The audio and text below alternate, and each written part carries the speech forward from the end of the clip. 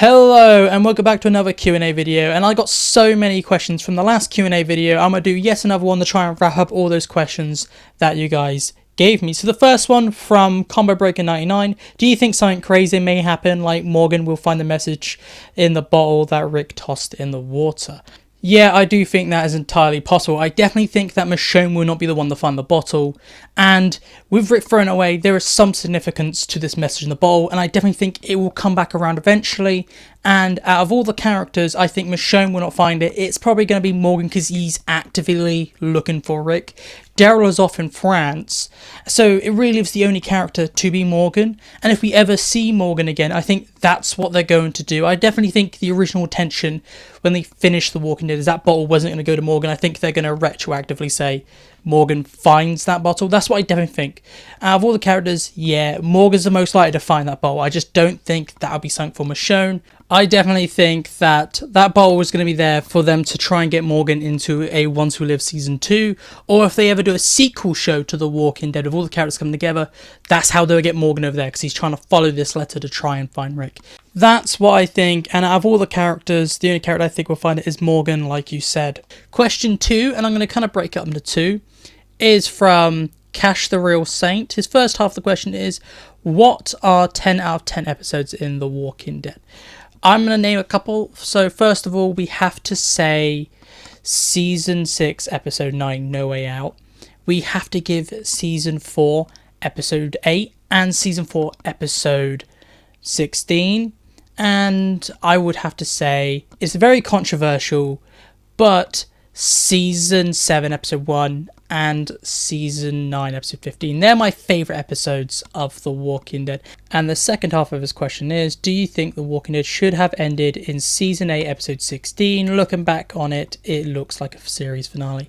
And I agree, it does feel like a series finale, and more than the actual series finale.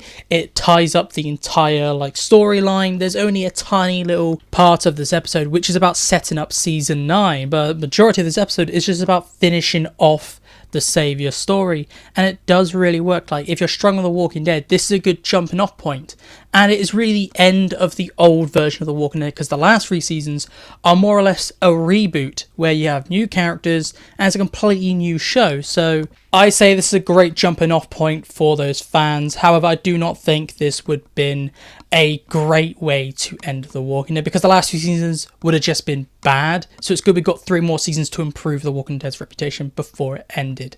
But that's just my opinion, and some people might be like, they absolutely hate the last 3 Kang seasons. But I would like to know what your opinion is. Do you think The Walking Dead should have ended in Season 8? My next question is from Brian Atchim. Why did they have Dead City in the future? Do you think Rick and Michonne could already be back in Alexandria or the Commonwealth in that time?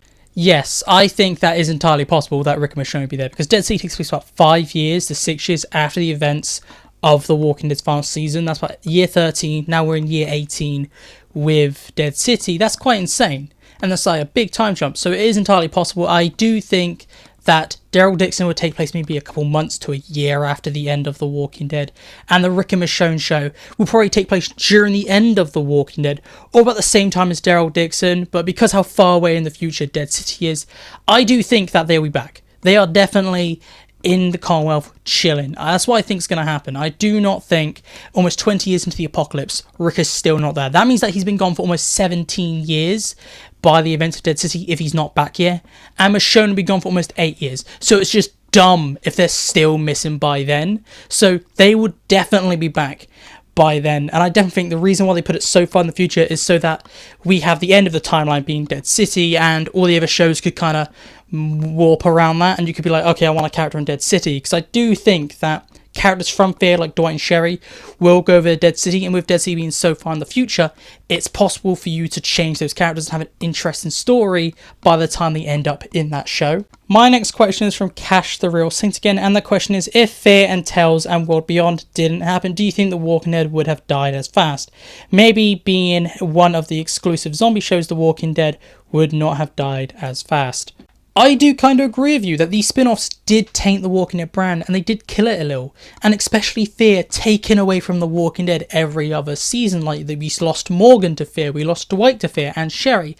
I know with Dwight they couldn't help it to write him off because of some legal issues, but once they saw that they probably could have brought him back in the later seasons. But I do definitely believe that if we didn't have any of these spin-offs, people wouldn't be as Walking Dead out and look back at the Walking Dead with a more favourable opinion. I just think all these spin-offs not being as good and being rushed out and taken away from the main show, it just dilutes the quality of this franchise a little. I think not all spin-offs are bad, but I definitely think they should have maybe slowed down because we had 4 spin-offs before the end of The Walking Dead.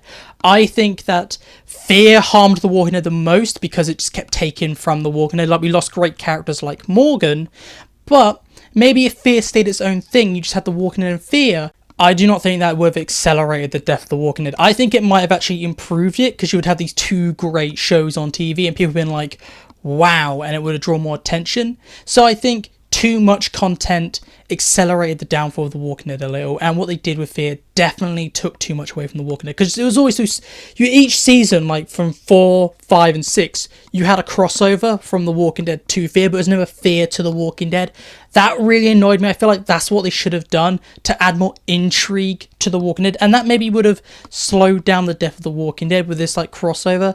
However, you'd have the issue of the timelines being completely different in Fear and The Walking Dead all the time. Now my last question is from Nip Nip.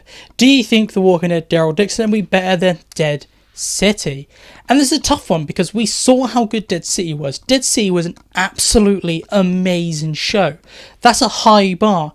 However, Daryl Dixon, we have a character that is absolutely beloved. We have an amazing setting. One big issue of Dead City was it was too dark. Daryl Dixon, you have this amazing French setting, and the characters look so much more interesting in Daryl Dixon. The Dead City characters, they were just there to be cannon fodder, and I didn't care about them. I didn't even know their names. I think one's called Tommaso. I didn't care about them. All I care is about Maggie and Negan. But Daryl Dixon, they haven't started showing us yet, and I'm really like interested in the nuns and the villains. I'm really up for Daryl Dixon, and Daryl Dixon has variants. Dead City, you had the Walker King and maybe Lurkers, but the Lurkers have been around for ages. Daryl Dixon, we're going to have runners and burners. I definitely think that Daryl Dixon's going to be the better of the 2 shows. You also have Greg Nicotero. Hands down, the best makeup designer in TV. Daryl Dixon's going to be the better show. I definitely think that. Like, Dead City was great. Daryl Dixon's going to be phenomenal. That's what I think's going to happen. Even though the story of Daryl Dixon is literally the story of The Last of Us, but takes place in France. Like, the exact same story. Daryl, this older character, now has to look after a child, and they're the revival of humanity, and travel across the country to take him somewhere to do something magical. That's really the only negative part I can say about the Daryl Dixon show, is the premise. Maybe it's very different once we get to watch it, but the premise just seems like a copy and paste of The Last of Us in France. But I definitely do think Daryl Dixon will be better. I definitely think the worst of these 3 spin-offs will actually be The Ones Who Live, the one that people are most excited for because of Rick and Michonne. I think that's going to be the worst. And that is it with my questions. So if you have any more burning questions that you would like for me to ask or discuss, make sure to comment down below. But this is it for me today, so make sure to like and subscribe to keep up to date with all things Walking Dead. So goodbye, peace out, and I'll talk to you in my next video.